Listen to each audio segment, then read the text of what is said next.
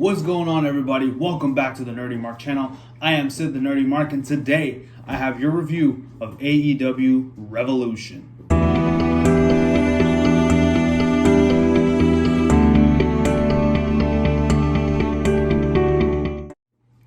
So, AEW Revolution, the first pay-per-view from AEW of 2020 and of the new decade. And this is actually a little bit of a special pay-per-view for me, as they first announced AEW Revolution in Dallas, Texas, when AEW came to Dallas. And obviously I was there to document the whole thing, and I did a whole vlog about it, which if you haven't watched, it's on my channel right now. You can click the eye above my head to go check it out, but please watch it after you watch this video, please. Thank you. That was a lot of fun, but there were 8 matches on this card, 1 match on the buy-in, aka the pre-show, 7 matches on the main show. So let's kind of break down each of them. I'll kind of give my quick thoughts on each one of them, and finally let you guys know what I thought about this pay-per-view, whether I'll give it 2 thumbs up, 2 thumbs down, somewhere in the middle. Let's get started. So we have 1 match on the buy-in, and that is, of course, SCU taking on the Dark Order. Now, one thing I want to say is I actually really like the buy-in, because you know what? They don't waste a lot of time. They literally just, get into the match that they're going to do on the buy-in. They have, of course, all the promos for the upcoming matches coming up, but then they just get into the match. That's the end of the buy-in, which is awesome, unlike, in a certain other company where 4 people talking for like 3 hours and then you get like 10 minutes of a match. Before the match, Sky and Kazarian kind of told CD to stay behind, because if you watch BTE, they saw a Dark Order mask in his suitcase, so they think that he may be the Exalted One, or he's somehow involved with the Dark Order or something along those lines. So Christopher Daniels does stay back. This is a pretty good match, a very good way to whet the appetite of the audience to get them prepared for the main show. Both teams, Dark Order and SCU, are extremely talented and have good chemistry in the ring. Scorpio Sky, in my opinion, is the real MVP of this match, and it also is more evidence as to why he needs a singles run and why there needs to be a mid-card title in AEW. Again, I personally would like to see an AEW Intercontinental title, because I'm kind of partial to it, and also Cody kind of sort of held that one in a previous company and brought back the classic look and everything, so I think Cody would probably do that as well. Finally, after a really good back and forth, Dark Order do win with a roll-up onto Kazarian, I believe. After the match, Dark Order go back to their antics of beating up on SCU. All 4 of them, Evil Uno, Stu Grayson, and the other 2 gentlemen whose names I forget. But yeah, all 4 of those guys beat up on SCU. But who should make the save? With Chicago's very own Boom Boom Colt Cabana. He comes out, he does some stuff, beats up on the Dark Order for a little bit, but the numbers game is too much. And then on the entrance ramp, we see a hooded figure. He comes in, it looks like it's the Exalted One or something, but he removes the hood. It's Christopher Daniels. He's wearing the SCU shirt. He goes in, fends off the Dark Order, and the SCU never should have doubted him and everything. So it looks like he is SCU through and through, and it looks like this is not over. We still don't know who the Exalted One is, and hopefully we will find out soon enough. Now, moving on to the main show, we begin proper with Dustin Rhodes taking on Jake Hager. This match has been brewing ever since Hager injured the right hand, I believe, of Dustin Rhodes. So it's still a pretty personal match. Dustin actually comes out with some pretty different face paint. He's just the lower half of his face is being covered in face paint, and the top half is left alone. I actually like this a little bit more than the half face that he does usually. It just looks a little bit cooler. It looks almost like a little face mask. Kind of like gives him kind of a bit of a Mad Max kind of look. Looks really badass in my opinion. Jake Hager then comes out to some generic hip-hop music, so that's good stuff. His wife is in the front for some reason, and they make out for a very long time. Like, gets to a point where it's a little bit uncomfortable to watch. Dustin wearing a shirt that says I'm here to fight Jericho's bitch, which was awesome. Jake Hager, who says, you mother effer. I don't swear too much on this channel, as you know. And he basically goes, and the match starts off pretty aggressively. There's a lot of bad blood between them. In the middle of the match, we have Hager going back to his wife, who wants Hager to break Dustin's arm. Why? What did Dustin do to you, Mrs. Hager? Dustin intervenes. He punches Jake Hager out of the way. Mrs. Hager decides to get involved. She tries to go and punch Dustin Rhodes. Dustin grabs her and then plants a nice, big, wet, sloppy kiss onto the lips of Mrs. Hager, and all his face paint is smothered all over her, and she exclaims, "That's disgusting." That was good. That was pretty ballsy, Dustin. That was ballsy of you, man. The match finally does end with Jake Hager putting Dustin Rhodes in a triangle choke until Dustin does pass out. This was a good match, like I said, and I think the right person won. We now continue with another Inner Circle members match. Darby Allin takes on Sammy Guevara in a very good match. Like, this was awesome. These two really are kind of sort of spring chickens because they're pretty young. They're in their early 20s. Very, very talented, both of them in their own regard. Sammy Guevara comes in and, he kind of steps out to the outside waiting for Darby. Darby skateboards in and then immediately just darts towards Sammy, who is on the outside. He does like a suicide dive. Both men kind of brawl on the outside. Sammy Guevara does get the advantage afterwards, brings Darby back into the ring, and that's when the match officially starts. The match literally did not start for like 5 minutes, so that was crazy. Really cool stuff. Jurassic Express was in the crowd for some reason. They're watching this match. That's cool. I like the Jurassic Express. Both of these gentlemen do bring a lot of speed, agility, and technicality into the ring, making for a very entertaining match. A lot of speed in this match. It was pretty fast-paced, but you could still follow along. Darby did hit a Canadian Destroyer onto Sammy. Sammy then hit a Spanish Fly off the top rope. The match finally ended when Sammy did expose the top turnbuckle, tried to ram Darby's head onto said turnbuckle, and then Darby does counter it and hits kind of like a really cool kind of looking stunner. It's like a kind of a stunner where he kind of climbs onto Sammy and then boom, hits the stunner. After that, hits a coffin drop to win the match. Afterwards, Darby does try to avenge his neck injury by injuring the neck of Sammy, but Jake Hager comes right in time to save Sammy Guevara. We got our first title match, and that is in the form of Kenny Omega and Hangman Adam Page taking on the Young Bucks for the AEW Tag Team titles. Great match here. Oh my God. All the athleticism from these four men, coupled with the tension going on, just like both these teams just walking on eggshells with each other. This was awesome. Like I straight up got anxiety watching this match. Like a lot of tensions running high. Teams. I think it was a little bit hard for all four of them to stay somewhat focused on like the match itself. But they did it somehow, which was great. They were still able to make their, keep their head in the game. Bucks did work on Kenny's shoulder, which he did hurt after his hellacious Iron Man match with Pac. Adam Page working on the lower back of Matt because, he's been having back problems throughout the... Hangman even hit a one-winged angel onto the Bucks. The Bucks actually kind of played a little bit of the heel team here, and that was really cool. It was good to see that. But, it was just overall a very emotional match, but also they were able to deliver on the athleticism. After a bunch of hard-hitting sequences, Page and Omega hit their V-trigger buckshot combination to win the match and retain the tag team titles. Then afterwards, there was still some sort of tension in the ring. It looked like the Bucks looked like they were getting ready to super kick both of the men, and then afterwards, Adam was in position to hit a buckshot onto Kenny, but he didn't do it.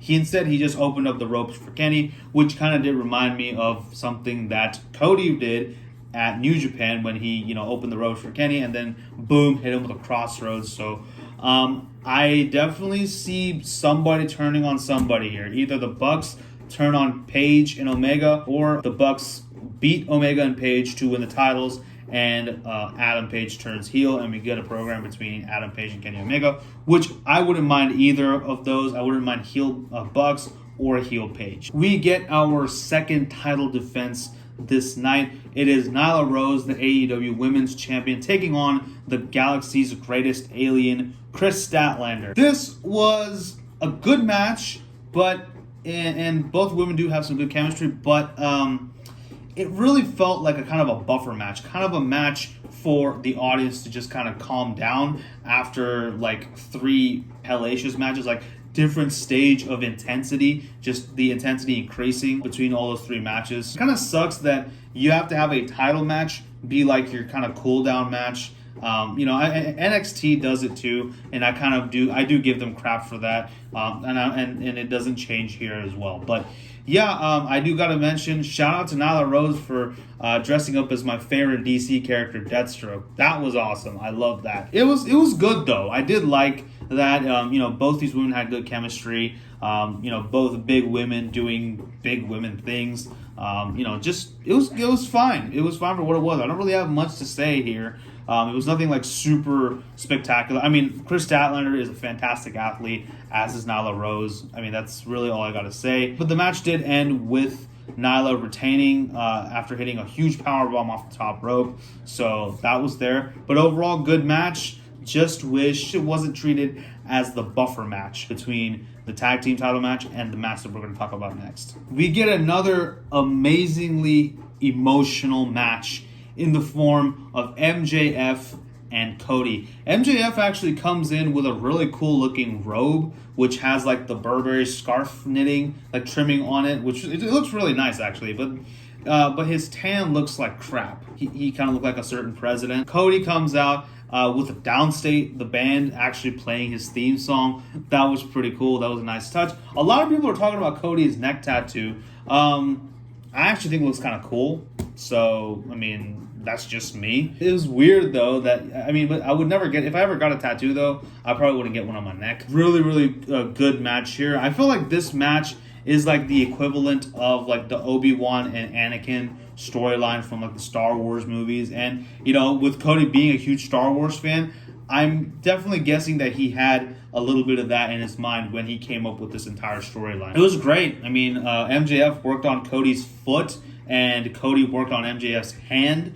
And it was a pretty old school style match. No big moves hit by either men. You had a lot of people on the outside getting involved. Brandy, Arn, Wardlow, all of them get involved. At one point, Brandy does spit water at Wardlow. Wardlow comes towards her, but Cody hits a suicide dive to take him out. At another point, we had Brandy trying to do a suicide dive onto Wardlow, but Wardlow does hoist her up on a fireman's carry position. Arn Anderson is right behind Wardlow, but Cody tries to hit Wardlow. I said Wardlow like a million times. I can take a shot every time I say his name. But he does put down Brandy, gets out of the way, and Cody does accidentally kick Arn Anderson. That kind of sucked.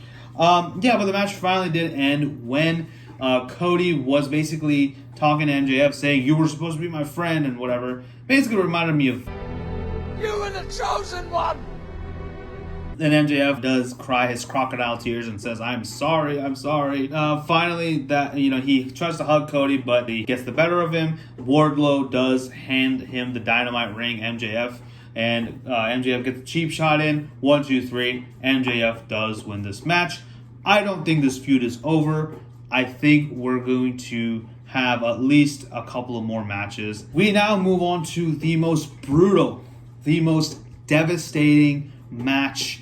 I don't know how this match got sanctioned, because it was Pac taking on Orange freaking Cassidy. Like, my goodness, it is a surprise that Pac even made it out of there alive. Like, seriously. Anyway, all joking aside, this was a good match here, decent match. Also a kind of a match to kind of relieve the tension for the crowd after what we just saw.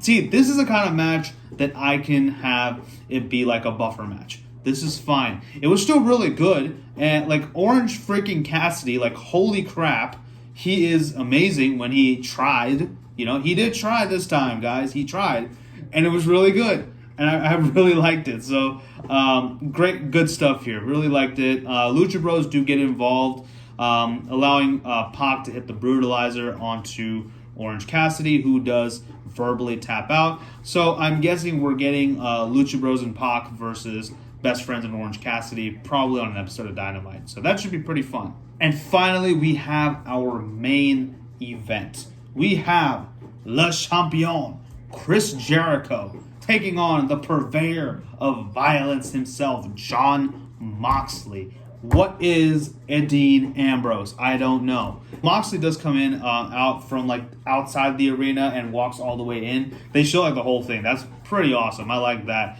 Jericho comes in with a orchestral kind of choir version of Judas being played. That was pretty awesome, man. I like that. I like that. Between Cody getting downstate, playing him down to the ring, and Jericho with a choir singing Judas all the way down to the ring. That was good stuff. The production value throughout this pay-per-view was just A+.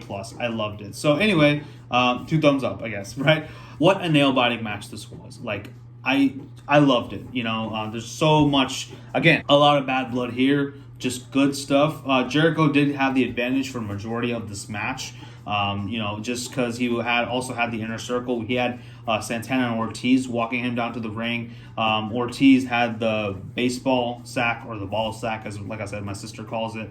They do get involved as usual. Jake Hager at one point even punches Moxley in the face. And then of course Aubrey does eject them in a really cool way. She does this whole thing and says, "Get out of here." That was awesome. I loved it. I love Aubrey Edwards, man. She's my favorite referee. Jericho definitely seemed a lot more desperate. There was a lot more like New Japan Jericho feel to this, because Jericho didn't even have the camera and gave Moxley the bird while he was filming. That was pretty cool. I like that whole shtick there. We had the inner circle does get ejected, but Sammy Guevara, that slimy weasel who likes to put milk first in cereal, comes in, being the sore freaking loser that he is, grabs the AEW title and hits Moxley across the head with it, and then runs off. That slimy milk first cereal pudding devil. To no avail, thankfully, because Jericho does try to go for the Judas effect. Moxley dodges, hits him with a quick paradigm shift, then picks him back up again and hits basically the Death Rider onto Jericho. 1, 2, 3. We have a new AEW champion in the form of